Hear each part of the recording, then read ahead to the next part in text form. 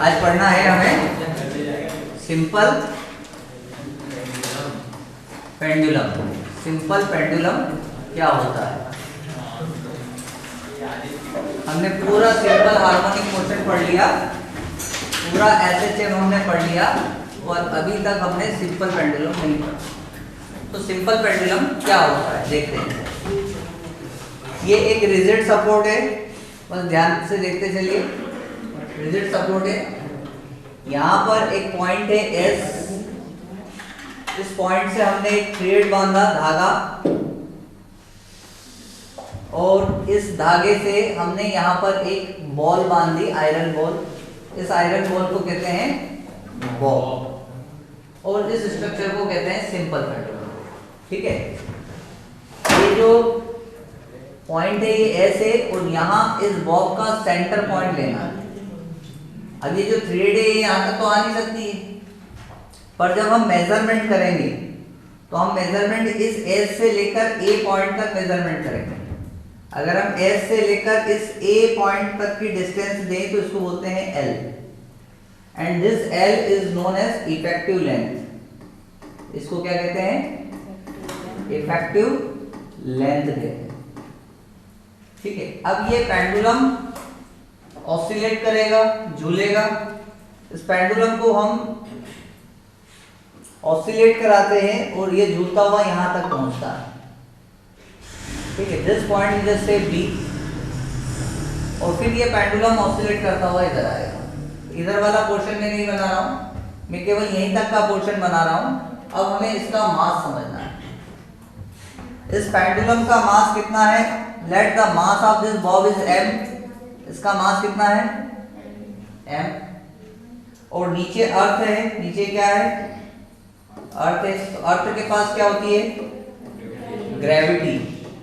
क्या होती है? तो इसका मास m है, तो इसका वेट कितना होगा?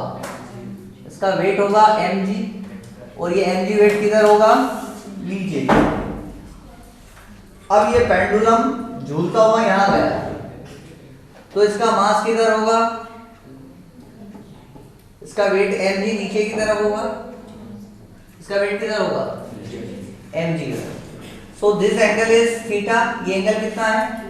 जब ये ऑसिलेट करता हुआ गया तो हमें देखना पड़ेगा कि कितने एंगल से ऑसिलेट किया। तो हमने कहा कि ये थीटा एंगल से ऑसिलेट हुआ, तो ये एंगल थीटा है। तो यहाँ अगर मैं इस लाइन को आगे बढ़ाऊं तो ये एंगल भी कितना होगा? थीटा होगा। इस mg के दो कंपोनेंट होंगे।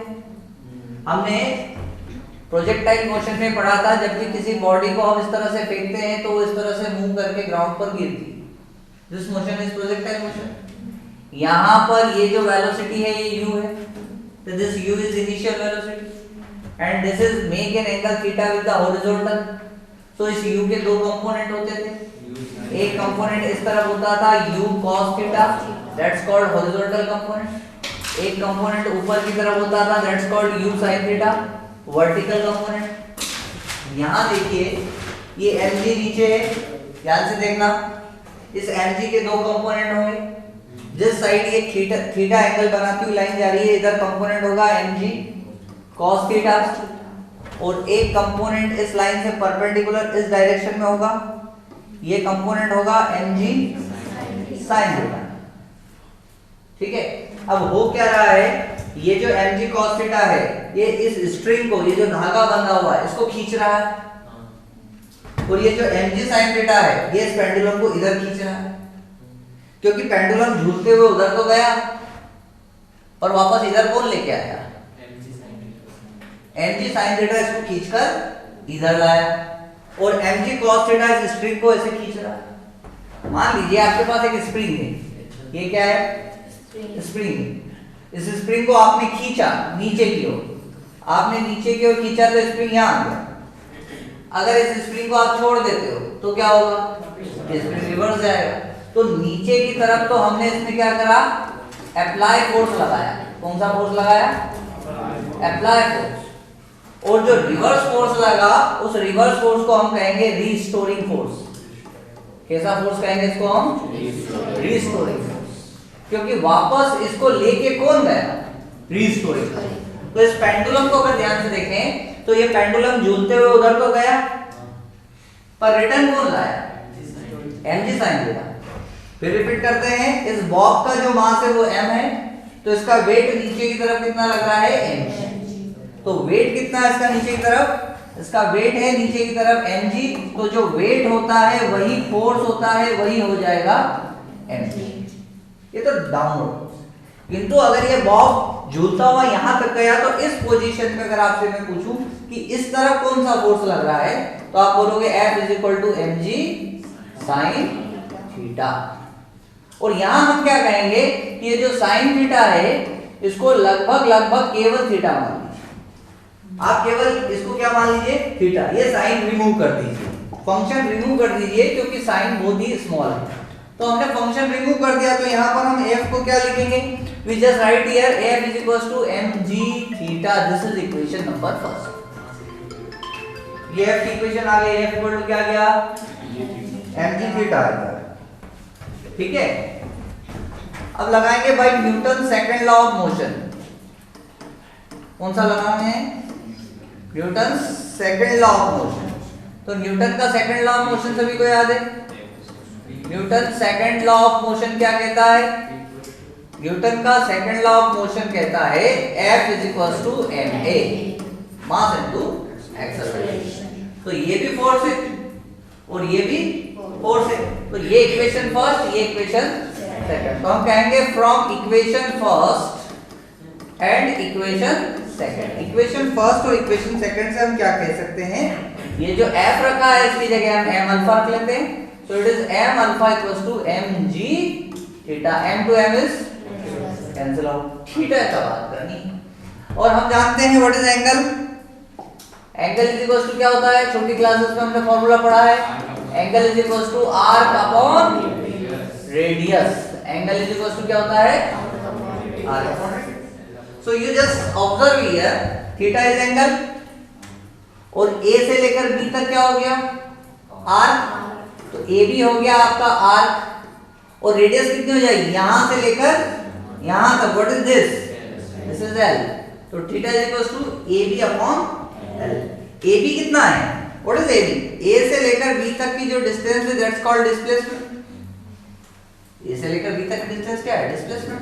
तो हम AB की जगह y लिख देंगे, तो थीटा = क्या हो जाएगा, y अपॉन एल। तो यहां पर हम इस थीटा की जगह क्या लिख सकते हैं, y upon L. So alpha = कितना हो जाएगा, gy upon L. This is the formula, ये एक्सेलरेशन का फॉर्मूला है, अल्फा = gy अपॉन एल। अब यहां पर आप ये बात देखिए कि ये वाला जो फोर्स है रीस्टोरिंग फोर्स है, उधर जो फोर्स जा रहा है वो पॉजिटिव और इधर जो फोर्स आ रहा है वो negative. So I just place here negative sign.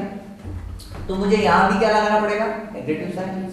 यहां भी मुझे क्या लगाना पड़ेगा, तो ये भी क्या आया हमारे पास, नेगेटिव साइन आया। यहां तक सारी बातें क्लियर है। अल्फा = कितना आ गया, -gy अपॉन एल। अब क्या करेंगे, हमने SHM का एक्सेलरेशन पढ़ा है, सभी को कल पढ़ने कहा था। We know the acceleration of SHM, we know that, बताओ जल्दी से फॉर्मूला ढूंढो। Acceleration of SHM, that is alpha = -omega²y। याद है, वेलोसिटी का, एक्सेलरेशन का, ये सारे फॉर्मूले हमने पढ़े हैं, ये फॉर्मूला याद है, ठीक है। तो अल्फा = -omega²y। ये आपका इक्वेशन नंबर 3 हो गया और ये इक्वेशन नंबर 4 हो गया। क्या करें, कंपेयर करें। किसको कंपेयर करें, compare equation number 3 and equation number 4। इन दोनों को कंपेयर करेंगे तो आप जरा कंपेयर करके देखिए। अल्फा अल्फा, ओमेगा², यहाँ क्या लिखा है, -g, यहाँ लिखा है y, यहाँ लिखा है y/l। तो मेरे को ये दिख रहा है कि ये जो ओमेगा² है इसके इक्वल टू है g अपॉन l। क्या दिख रहा है आपको भाई, y से y कंपेयर कर दिया, अल्फा से अल्फा कंपेयर कर दिया, जो बचा वो बचा ओमेगा²। तो जब हम इसको कंपेयर करेंगे तो हमारे पास यहाँ पर ओमेगा² कितना आएगा, g अपॉन l। माइनस तो दोनों का हट गया ना, कैंसिल हो गया, दोनों में माइनस साइन है, साइन लेने की जरूरत नहीं है। तो ओमेगा² कितना आ गया, g अपॉन l। तो यहाँ पर ओमेगा इक्वल टू क्या आएगा, ओमेगा इक्वल टू आएगा अंडर रूट के अंदर जी upon L.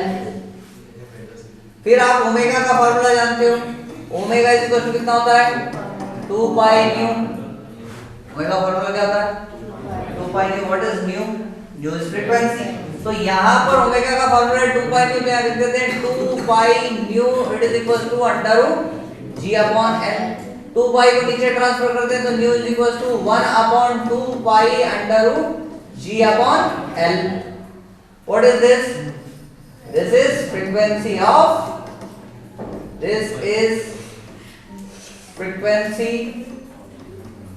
of simple pendulum. ये सिंपल पेंडुलम की क्या निकल के आ गई?